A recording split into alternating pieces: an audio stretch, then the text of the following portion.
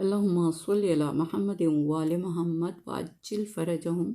सूरह अहकाफ मक्की सूरह है और 26वें पारे का पहला सूरा है। इसमें कुल 35 आयात हैं। तरतीब नज़ूली में इसका नंबर 66 और मौजूदा तरतीब में इसका नंबर 46 है। रेत और टीलों के मकाम के बयान करने वाला सूरा। शुरू अल्लाह के नाम की मदद मांगते हुए जो सबको फैज़ और फ़ायदा पहुँचाने वाला बेहद मुसलसल रहम करने वाला है। हा मीम। इस किताब का उतारा जाना अल्लाह की तरफ से है जो बेहद ज़बरदस्त ताकत वाला, इज़्ज़त वाला और दानाई के साथ गहरी हकीकतों के मुताबिक बिल्कुल ठीक ठीक काम करने वाला हकीम है। हमने ज़मीन और आसमान को और उन सारी चीज़ों को जो उनके दरमियान हैं बरहक बामकसद बिल्कुल ठीक ठीक सच्ची हकीकत के तौर पर एक मुकर्ररा मुद्दत तक के लिए पैदा किया है। अब जिन लोगों ने इस बात का इनकार किया या जिन लोगों ने कुफ्र व इनकार की राह इख्तियार की, वो उस हकीकत से जिससे उनको ख़बरदार किया गया है मुंह को मोड़े हुए हैं। उनसे कहिए कि क्या तुमने आंखें खोलकर देखा कि वो लोग जिन्हें तुम अल्लाह को छोड़कर पुकारते हो, तो अगर तुम सच्चे हो तो मुझे दिखाओ कि उन्होंने कौन सी ज़मीन पैदा की या उनका आसमानों की तख्लीक व तदबीर में क्या हिस्सा है। पिछली किसी किताब में दिखा दो या किसी इल्मी रिवायत ज़रिया इल्म या किसी साहिब इल्म का बयान ही ले आओ जिसमें ये बात साबित की गई हो कि अल्लाह के सिवा किसी और ने कायनात की किसी भी चीज़ की पैदाइश की इब्तिदा की है।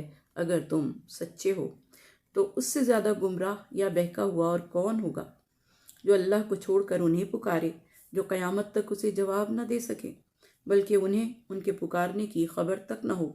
और जब लोग हश्र में जमा होंगे तो वो खुद अपने पुकारने वालों के दुश्मन बन जाएंगे और उनकी बंदगी तक से इनकार कर बैठेंगे। अब जब उनके सामने हमारी साफ खुली हुई वाज़े दलीलें, बातें, हकीकतें और आयात पढ़ी जाती हैं तो ये हक़ के इनकारी उन सच्ची हकीकी बातों के लिए कहते हैं कि ये तो खुला हुआ जादू है। क्या वो ये कहते हैं कि ये इसे रसूल ने खुद घड़ लिया है?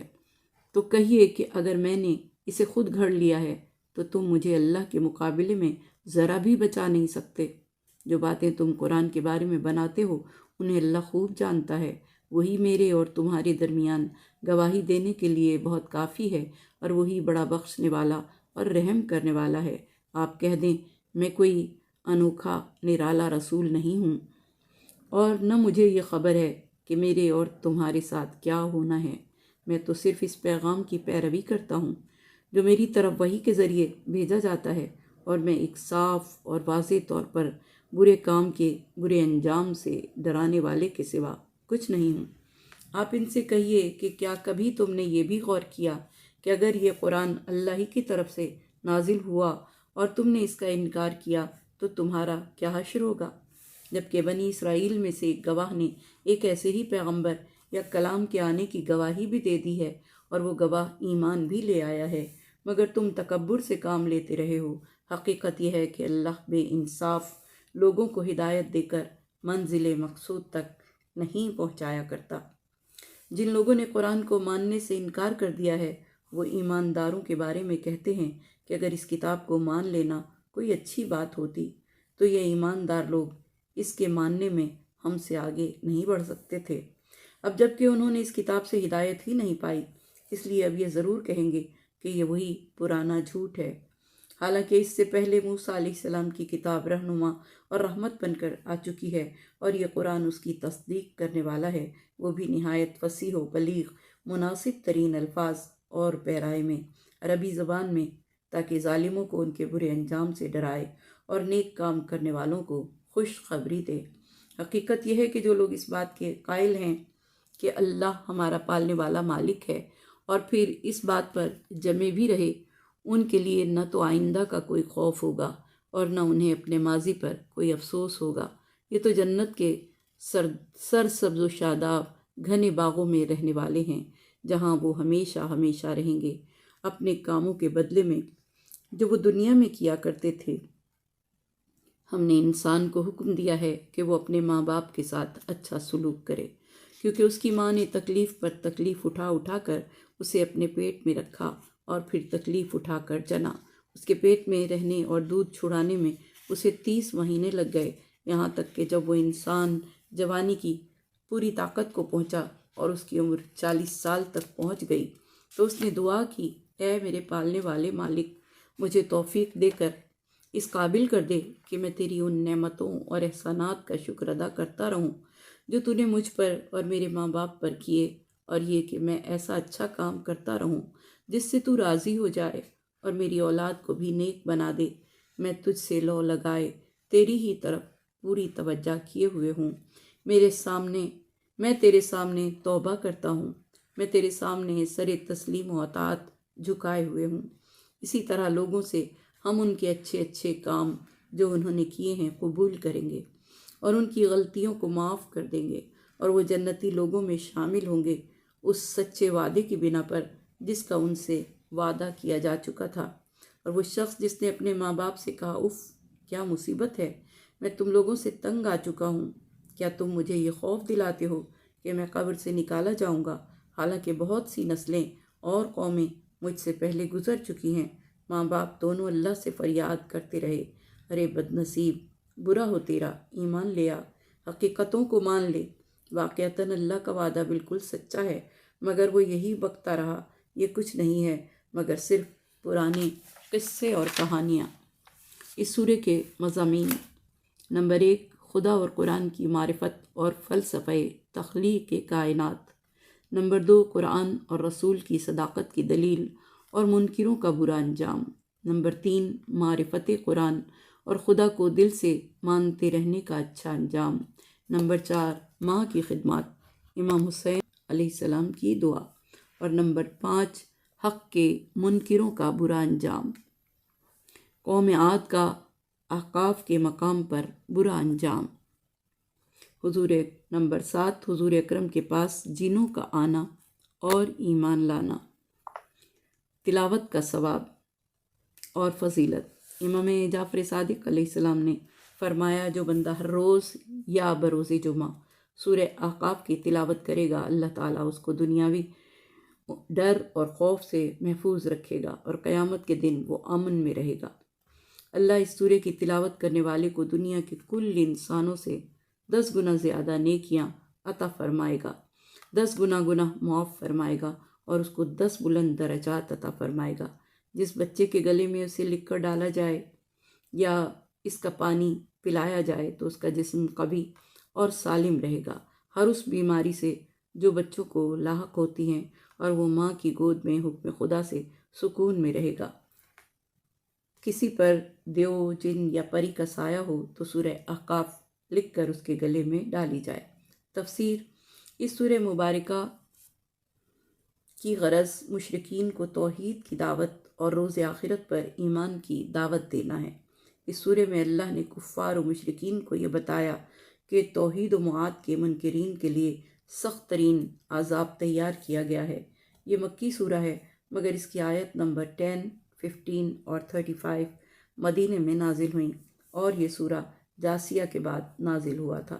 اس سورہ مبارکہ میں جا بجا قیامت کا تذکرہ دکھائی دیتا ہے، اور اس سورہ مبارکہ میں وحدانیت اور نبوت پر استدلال بھی کیا گیا ہے۔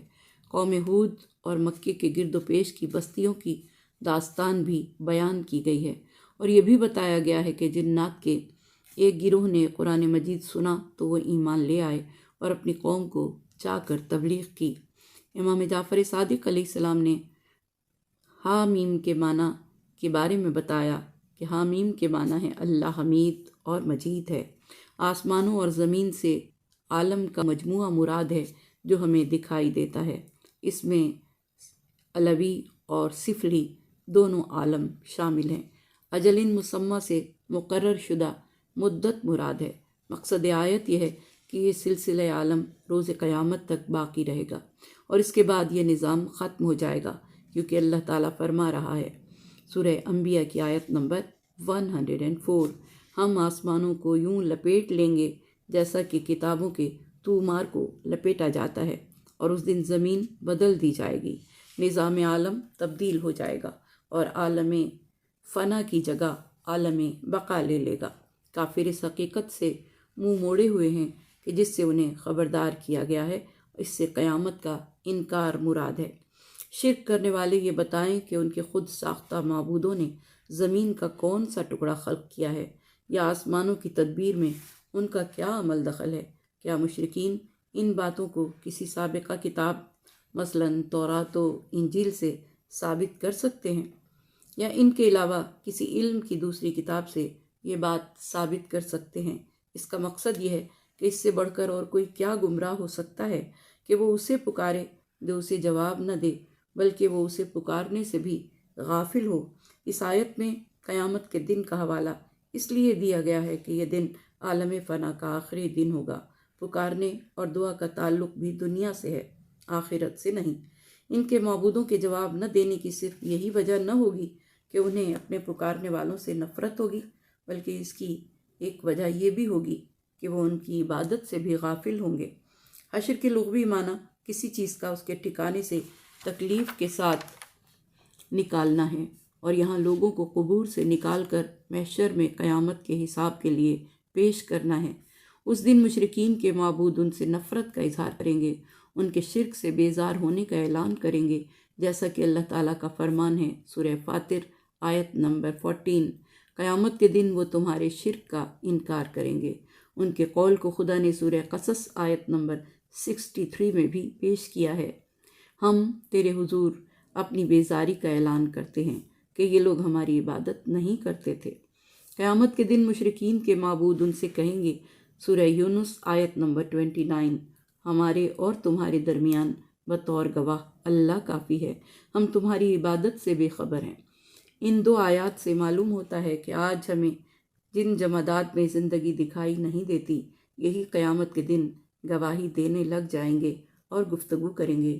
کیا وہ یہ کہتے ہیں کہ اس نے قرآن اپنی طرف سے گھڑ لیا ہے؟ اس آیت میں منکرین حق کے ایک غلط دعوے کے دو جواب دیے گئے ہیں۔ اسلام اور رسول اسلام کے منکرین نے یہ کہا کہ قرآن اللہ کی نازل کردہ کتاب نہیں ہے، یہ محمد مصطفیٰ صلی اللہ علیہ وآلہ وسلم کی خود ساختہ کتاب ہے جسے انہوں نے اللہ کی طرف منسوب کر دیا ہے۔ اس کے جواب میں اللہ نے اپنے حبیب کو دو باتیں تعلیم فرمائیں اور قرآن پاک میں بیان کی۔ نمبر 1، فرض کرو کہ میں نے نعوذ باللہ افترا پردازی کی ہے، اور وہ افترا پردازی تمہارے ہی مفادات کے لیے کی تھی۔ مثلاً تم جاہل تھے، قرآن کی وجہ سے تم میں علم آیا، تم درندے تھے، قرآن پاک کی وجہ سے تم میں رحم دلی پیدا ہوئی، تم اپنی بیٹیوں کو زندہ درگور کیا کرتے تھے، قرآن نے تمہیں دوسروں کی بیٹیوں کے پردوں کا نگہبان بنایا۔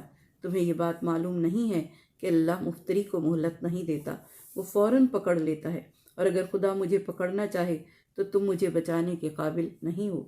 اب خود ہی سوچو کہ اگر تم مجھے بچانے کے قابل ہی نہیں تو میں تمہارے لیے افترا پردازی آخر کیوں کروں گا؟ نمبر 2، میری صداقت کا اللہ گواہ ہے، میں نے آج تک تمہارے لیے جو بھی قرآن پڑھا ہے، اللہ نے عملی طور پر ہمیشہ اس کی تصدیق کی ہے۔ اگر میں خدا نخواستہ جھوٹا اور افترا کرنے والا ہوتا تو خدا میری تصدیق کر کے میری صداقت کی گواہی کیوں دیتا؟ چنانچہ یہ دو دلائل اس بات کو واضح کرتے ہیں کہ تمہارا دعویٰ غلط ہے اور میں ہرگز مفتری نہیں ہوں۔